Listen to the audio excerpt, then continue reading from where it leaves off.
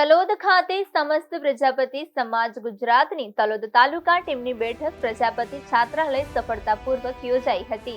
આ બેઠક સમસ્ત પ્રજાપતિ સમાજ ગુજરાતના પ્રમુખ અનિલભાઈ પ્રજાપતિના અધ્યક્ષસ્થાને યોજાઈ હતી।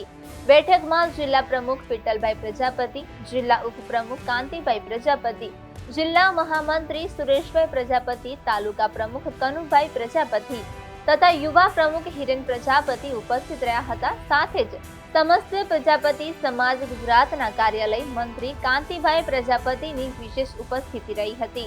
આ બેઠક દરમિયાન સમાજના પ્રમુખ અનિલભાઈ પ્રજાપતિએ ગુજરાત સરકાર દ્વારા પ્રજાપતિ સમાજના શૈક્ષણિક સંકુલ માટે ફાળવવામાં આવેલી જમીન પર આધુનિક અને અદ્યતન શિક્ષણ સંકુલન બનાવવાની યોજનાની વિગતવાર માહિતી આપી હતી।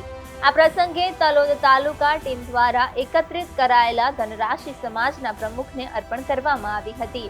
બેઠકમાં તલોદ તાલુકાના વિવિધ હોદ્દેદારો તથા સમાજના આગેવાનો મોટી સંખ્યામાં ઉપસ્થિત રહ્યા હતા।